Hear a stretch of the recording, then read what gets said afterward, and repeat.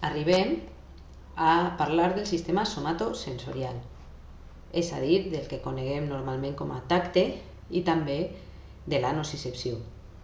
El sistema somatosensorial ens permet detectar estímuls físics de pressió i de temperatura que, si passen el llindar, es converteixen en dolorosos.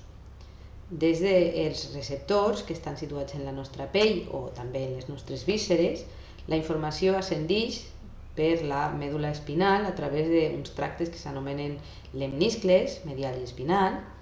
D'ahir els axons fan sinapsis sobre neurones que estan localitzades al tàlem ventral posterior i les neurones talàmiques, al seu torn, envien els seus axons cap a l'escorça somatosensorial que ja està localitzada en el nostre neocòrtex. Aquest patró de projeccions, és a dir, de l'òrgan receptor a través de la mèdula espinal, passant per el tàlem i des del tàlem al neocòrtex, es repetirà en els tres sistemes sensorials que ens queden per estudiar, que són el tacte, l'audició i la vista. I això és una diferència amb el que havíem vist en els sistemes quimiosensorials, els quals no tenien que fer un relleu obligatori al tàlem posterior i, a més, acabaven en unes escorces primàries que eren de tipus paleocortical o de transició en lloc de neocortical. Quines són les funcions del sistema somatosensorial? Ja les hem dit un poc. Té funcions exteroceptives, la mecanorecepció, el que normalment coneguem com a tacte, la termorecepció, el que coneguem com a temperatura, i si aquests estímuls sobrepassen uns llindars, aleshores provoquen un dolor. També té funcions interoceptives, la sensació de les nostres vísceres i la sensació de tindre el propi cos, el que s'anomena propriocepció, i normalment aquestes no són conscients. Quan tot va bé no estem pensant que tenim un cos ni estem pensant que tenim unes vísceres, però poden arribar a ser conscients quan ens adonem i, a més, també evidentment poden ser doloroses. Comencem repassant un poc quins són els òrgans receptors d'aquest sentit. En quant a la mecanorecepció, ja conegueu els corpuscles de Meissner i els discs de Merkel, que són receptors cutanis localitzats en una dermis més externa, més propera a la nostra epidermis. El corpuscle de Meissner és un òrgan d'adaptació ràpida que detecta sobretot el moviment al llarg de la pell, és a dir, no per a la discriminació tàctil, i les vibracions, mentre que el disc de Merkel té una adaptació més lenta i ens permet percebre la forma i la textura. Hi ha receptors que estan una miqueta més profunds a nivell subcutani, el corpuscle de Pacini, que té una adaptació ràpida, també, igual que el corpuscle de Meissner, ens permet detectar vibracions, i té un camp receptiu molt ampli, és a dir, tampoc ens permet discriminar amb tacte fi. Finalment tenim el corpuscle de Ruffini, que és d'adaptació lenta, té un camp receptiu molt ampli i respon fonamentalment a l'estirament de la pell per aquestes fibres de col·làgen que estan imbricades en la nostra dermis. Com hem dit, si sobrepassem un llindar d'estimulació mecànica o tèrmica, el que es produeix és dolor o nocicepció, i hi ha diversos tipus de nociceptors. Els mecànics, que detecten intensitat en el toc i estan innervats per fibres A delta, ara veurem això què significa. Els podimodals, és a dir, que són mecànics, tèrmics i químics, detecten aquestes modalitats d'estímuls i anomenen fibres C, que són les que tenim i dibuixats així, entre altres coses. Tèrmics, que detecten calor i fred. Amb aquests tipus de nociceptors el que tenim és un recull del dolor.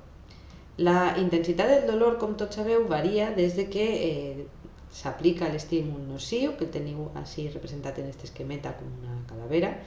El primer que tenim és un dolor intens, però de durada curta, depenent també de l'estímul, però en general aquest dolor tan intens, si és d'una estimulació puntual, és un dolor curt. Aquesta informació es du a través de les fibres A delta, i aquest dolor intens cau, i a continuació, si el dany és un dany considerable, tornem a patir el dolor, i és un dolor que és de menys intensitat però més durada en el temps, i aquest dolor vindria per les fibres C. Però el dolor no només és la transducció d'aquests senyals, sinó que també és una experiència subjectiva i, per tant, té una regulació per part d'estructures encefàliques i en concret per l'amígdala, com veurem més endavant en el vídeo. La propriocepció, com sabeu, és aquell sentit que ens permet saber que tenim un cos, tot i que normalment no li estem fent molt de cas. Aquesta propriocepció té dos tipus de receptors, fonamentalment, els òrgans tendinosos de Golgi, que teniu ací, que responen a la contracció de la càpsula dels tendons i estan innervats per fibres A-alfa, i els fusos musculars, que es troben en les porcions no contractils dels músculs i responen a la contracció de tot el múscul sencer. Els diferents tipus de fibres que hem anat veient que duen la informació de cada tipus d'estímul, els A-alfa, A-beta, A-delta i C, es diferencien perquè tenen diferents diàmetres, si estan mielinitzats o no, i per tant, amb aquests diferents diàmetres i la seva vaina de mielina, tenen unes velocitats de conducció de l'impuls nerviós que varien, com sabeu, perquè la velocitat de conducció depèn tant del diàmetre com de si està mielinitzat o no. Les fibres de tipus A-alfa són les més grans de totes, tenen entre 15 i 20 micròmetres de diàmetre, estan mielinitzades i, per tant, com sabeu que la velocitat és més alta si tenim fibres més grans i tenim mielina, la seva velocitat és la més alta de totes, 100 metres per segon. I aquestes fibres són les que estan implicades en la nostra propriocepció.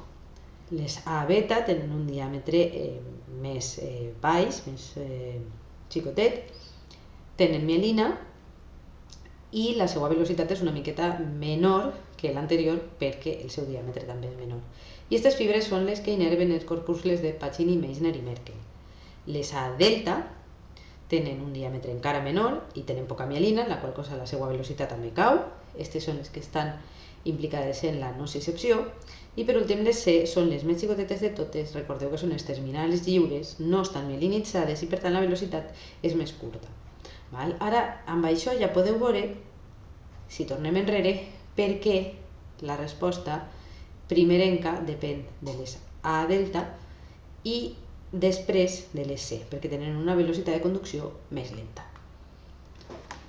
Aquests diferents tipus de fibres que pertanyen als neurones ganglionars que funcionen com a una espècie de cable, perquè aquestes neurones dels ganglis de la banya dorsal, recordeu que en la mèdula espinal la banya dorsal és la branca sensitiva i la ventral és la motora, les neurones dels ganglis de la banya dorsal tenen un axó bifurcat però no tenen dendrites ni rebensinapsis, és a dir, que funcionen més bé com a cables. Les diferents axons dels diferents tipus de fibres, com veieu, fan sinapsi en diferents làmines de la banya dorsal que teniu així numerades de l'1 al 7. Si ampliem, el que podem veure és que, per exemple, les A-delta fan sinapsis sobre neurones localitzades en la làmina 1, dendrites en la 2 i dendrites en la 5, mentre que, per exemple, les C fan en la 1 i en la 2 o les A-beta fan sobre la 4. Les diferents neurones que tenen el soma en diferents làmines són les que formaran els diferents tractes de pujada de la informació sensorial cap a l'encèfal. Aquelles neurones que estan localitzades el seu soma en la capa 5 van cap al tàlem i el tronc de l'encèfal i les que estan en la capa 1 també van cap al tàlem però a través del tracte que s'anomena espinotalàmic. Ara els veiem. Hi ha dos vies fonamentalment, la via de la columna dorsal lemniscle medial, aquesta és la que du la informació del tacte discriminatiu i la propriocepció, i la via espinotalàmica i el sistema anterolateral que du el tacte més cru, el dolor i la termorecepció. Podeu repassar els diferents tipus de fibres per a on venen. En quant a la via de la columna dorsal, les cèl·lules del gangli espinal dorsal fan sinapsi sobre neurones que estan localitzades en la banya dorsal, però també envien els seus axons, com veieu, en ascens cap al encèfal. A través de fascicles de fibres, s'anomenen fascicles a l'agrupació de fibres, el fascicle del gràcil, que du la informació dels peus, les cames i el tronc inferior a nivell sacre i toràcic, i del fascicle cuneat, que du la informació que ve de les mans, braços i tronc superior. Com veieu, aquesta informació és del costat ipsilateral, és a dir, del mateix costat puja la informació per el mateix costat de la medul·la espinal. I quan arribem a nivell del pont, als nuclis gràcil i cuneat, que s'anomenen com els fascicles, i aquesta informació i aquests axons fan sinapsi amb altres neurones que tenen axons que creuen, hi ha una decusació, veieu, a nivell del pont, cap al costat contralateral, perquè, com sabeu, les vies sensorials i motores estan creuades. I aquesta informació puja per un tracte que se diu l'hemiscle medial, per això s'anomena via de la columna a l'hemiscle medial, val? I aquests axons fan sinapsis sobre axons talàmics. Hem dit que en aquest tipus de sistemes sensorials que detecten estímuls físics sempre hi ha una connexió amb el tàlem, i des del tàlem les neurones talàmiques, des de la part ventral posterolateral, fan sinapsi sobre el còrtex somatosensorial primari. Per altra banda, en la via espinotalàmica del sistema anterolateral, igualment les cèl·lules ganglionars fan sinapsi sobre la columna, la part dorsal de la medul·la espinal, però en aquest cas, com veieu, la informació creua a la part contralateral ja a nivell de la medul·la espinal. Ascendix a través del tracte espinotalàmic i hi ha diverses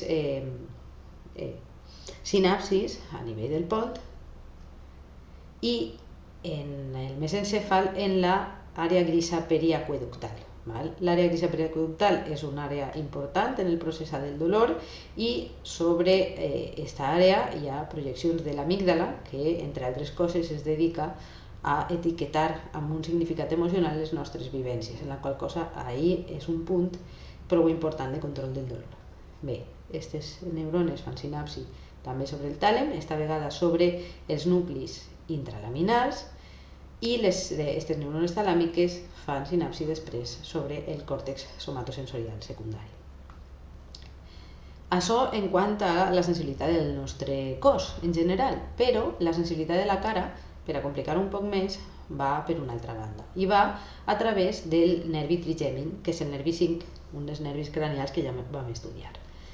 S'anomena trigèmin perquè té 3 branques, l'oftàlmica, la maxil·lar i la mandibular.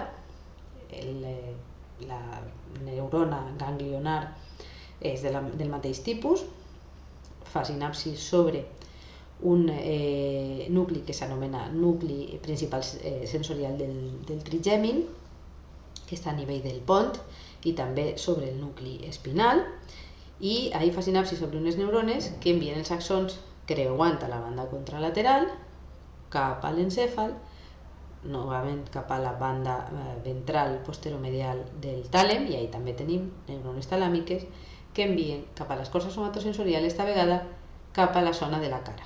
Això què significa? Si veieu cara, braç, tronc, això és el que s'anomena l'homúncle de Penfield, que ara en seguida veurem. És una representació del nostre cos. Com que el trigèmin du la sensibilitat de la cara, les neurones talàmiques que reben la informació del trigèmin projecten a la zona de la cara.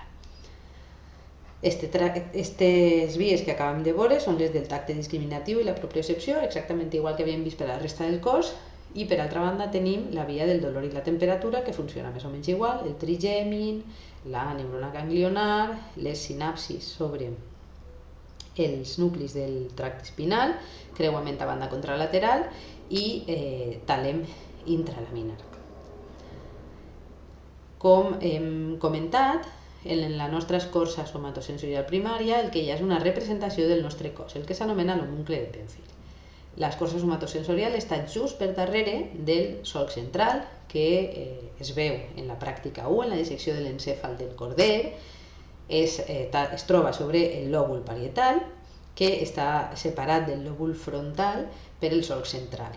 En el lòbul parietal tenim l'homúncle sensorial i, com veurem en el tema següent, en el lòbul frontal tenim l'homúncle motor, que és exactament el mateix concepte, només que l'àrea relativa de diferents àrees varia un poquet, com explicarem. Com veieu en aquest esquemeta, la quantitat de neurones que tenim en la nostra escorça somatosensorial dedicada a la cara, als llavis i a les mans és molt major que la que tenim, per exemple, dedicada als peus, i això és perquè tenim més sensibilitat tàctil en aquestes àrees del cos que estan més representades que no en les altres. Això passa en tots els animals, per exemple en els ratolins, però clar, ells tenen una representació d'eixes bandes en les que tenen més sensibilitat, i en el cas dels ratolins la sensibilitat major està en les vibrisses. Ells tenen, per exemple, molta més superfície del ratolinuncle dedicada a les vibrisses que no als peus o a les potes de davant. Amb això acabem el tema de somatosensorial, i en el següent vídeo parlarem de l'audició.